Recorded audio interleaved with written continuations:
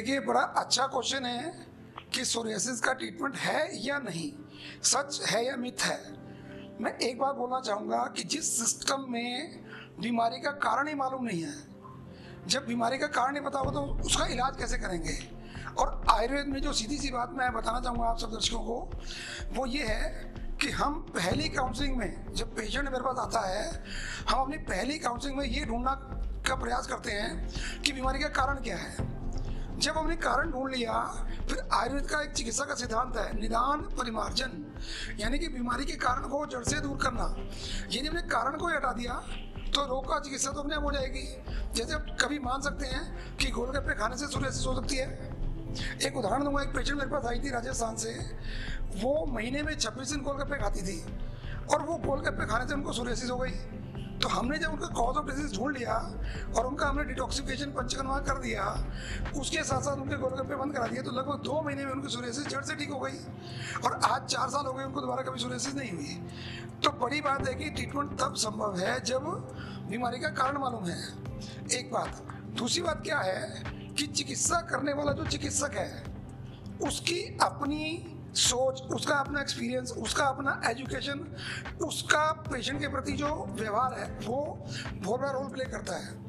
क्या चिकित्सक ये मान के चल रहा है कि मेरा पेशेंट है, मुझे ऐसे पेशेंट की तरह ट्रीट करना है? क्या वो ये मान के चल रहा है कि मेरा छोटा भाई बहन या मेरी माता पिता में से कोई हो सकता है, ये भावना उसकी है?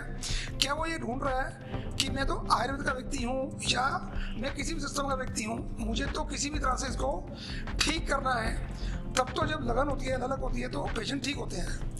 एक उदाहरण मैं देना चाहूँगा कि एक डॉक्टर दिन में 100 पेशेंट देखता है। कितना समय पर पेशेंट दे पाएगा? उसमें से उसका सक्सेस रेट क्या निकला? मानो 10 पेशेंट परमानेंट ठीक हुए और 90 पेशेंट ठीक से ही ठीक हुए। और एक डॉक्टर दिन में 8 से 10 पेशेंट देखता है, उसके 10 में से 8 या 9 पेशेंट ठीक हो रहे हैं। तो सक्सेस रेट किसका ज़्यादा हुआ?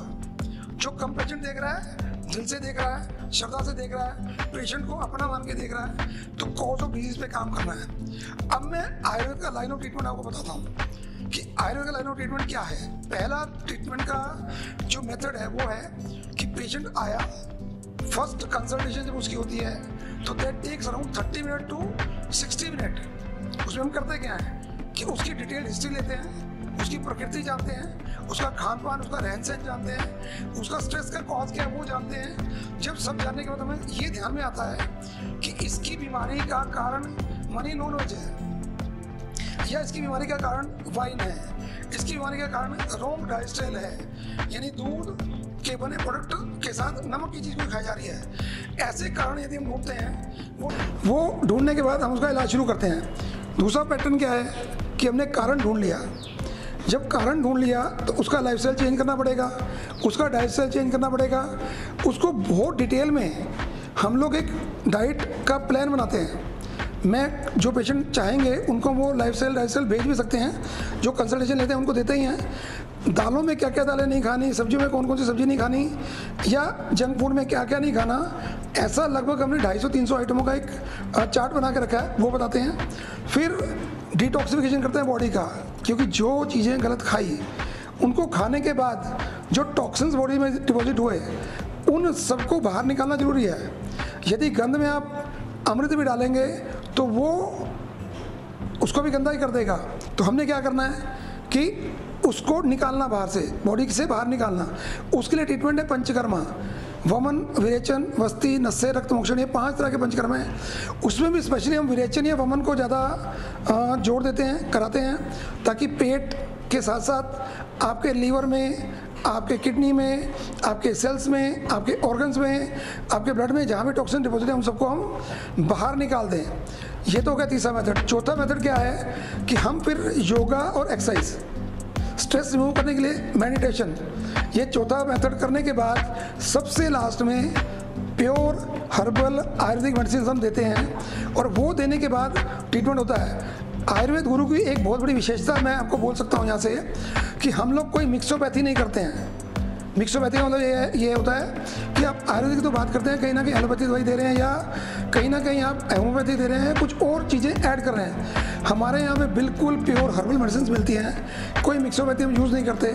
और हम ये कह के चलते हैं कि आपकी सोरियासिस 3 महीने में जाके ठीक होनी शुरू होगी, और कितनी पुरानी बीमारी है उसके अकॉर्डिंगली 3 साल भी लग सकते हैं। पर ये मैं अश्योर कर सकता हूँ आपको कि सोरियासिस का परमानेंट ट्रीटमेंट अवेलेबल है।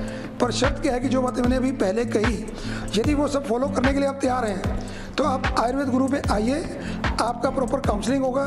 हमारे यूट्यूब चैनल पे बहुत सारे पेशेंट जो ठीक हो चुके हैं, जिनको 5-7 साल दवाई छोड़े हुए हो चुके हैं, आप उनके टेस्टिमोनियल देख सकते हैं। उनसे के जो व्यूज़ हैं वो आप देखेंगे कि उन्होंने व्यू कितने दिल से दिए हुए हैं। तो यही मैं आपको कहते हुए आज की बात को यहीं समाप्त करूँगा कि जो आपके मन में डर है कि ये ठीक होगी या नहीं होगी, कल एक यूट्यूब पर कमेंट था कि जो व्यक्ति अपने आप को परहेज में डाल सकता है, जो नियम का पालन कर सकता है, वही सोरियासिस ठीक करा सकता है, नहीं तो सोरियासिस तो फिर आएगी, क्योंकि कारण तो वहीं रह गया।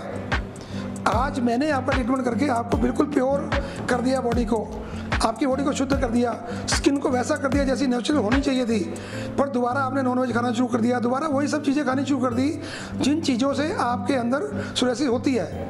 तो ये छोड़ना तो आपका काम है। यदि आप नहीं छोड़ेंगे तो चिकित्सक क्या करेगा?